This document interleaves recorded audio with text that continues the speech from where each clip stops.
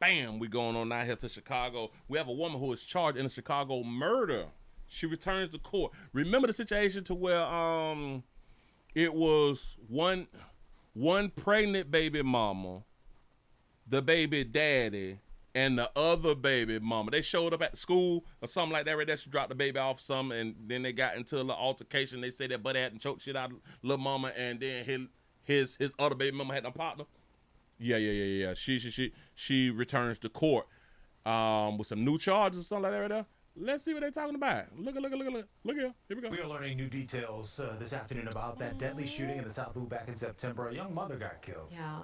Quadeja Holly Johnson is accused of shooting Romika Blackman. Johnson says it was self-defense. Well, after new charges were filed last week, Johnson was back in court today. Tia Ewing's got more on what happened. Tia. A lot has happened, Terrence and Sylvia, since we started reporting this story. And this is 20 pages of documents that I had to pour over today. We already reported on the murder charge, but now there are 5 more charges. This court document filed just this week in my hands lays out the defense's argument for why bond consideration should be granted to the 31-year-old pregnant mom. The motion argues that the responsibility to prove the case lies entirely with prosecutors. She all look cute too. Shout out to me for having.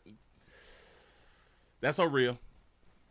That's so real. It's just great. The defense says the state has not met that burden, pointing out that Johnson has no prior criminal history. She had a license to carry a firearm. Still, the state has said the victim, Romika Blackman, did not have a gun. Now, let's go through some of the pages of this document. The first few pages outlines why Johnson is claiming self-defense, saying she was protecting herself and her 6-month-old child that was in the car when Blackman, quote, ran up and swung. According to the filing, Blackman repeatedly threatened Johnson through phone calls and text messages.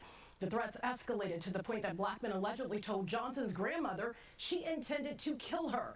At the time, Johnson was pregnant and, according to her attorney, feared for her life and the safety of her unborn child. Remember, we also played the video of the victim snapping on the baby dad or something like that right there. She was a real beast in the street from what I saw in the video. Oh, go ahead. They also say an order of protection was granted months before the shooting, though we found one that was never delivered. Now, on the morning of the shooting, that was September 8th last year, Johnson was being driven back to her car by her child's father when Blackman unexpectedly arrived. She had just dropped off her son in that area. Both women have children by the same man. The motion claims Blackman allegedly blocked Johnson's vehicle, approached her aggressively, and said, "I told y'all I was going to catch you." The defense also points out there was no video that captured the shooting and that multiple witnesses gave conflicting statements. In one case, attorneys questioned the credibility of a key witness who was wearing noise-canceling headphones at the time. Johnson's attorneys are asking for her release under home supervision or even electronic monitoring. The 31-year-old pregnant mom remains in custody and is back in court tomorrow at 9 in the morning. Of course, this is a story that we won't stop following. We'll continue to be on top of it. We got to stay on top of it. You say she wasn't pregnant. Her baby was a newborn. You say 6 months or something like that right there. I remember because we had to argue about that right there. I think that we were like, yeah. So she wasn't pregnant. She had a new baby that was in the car or something like that. But she was saying that she was pregnant, or the media went to saying that she was pregnant. You say she drove to that boy's school. You say she was not in fear. You say she was attempting to strike first. But hold on. But they dropped off.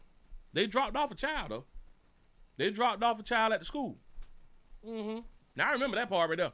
They did drop off a child at the school, but then they said that she had done said that, bitch, I told y'all when I catch y'all. I told y'all I was going to catch y'all. It should be violent. Now, look. I don't know why we just won't come together. These two women should have been able to been with that loving father, that loving man. But players, we got to do better. Players, we got to tell our baby mama, man, listen, man, let go it on the raise, all these cheering together, dog.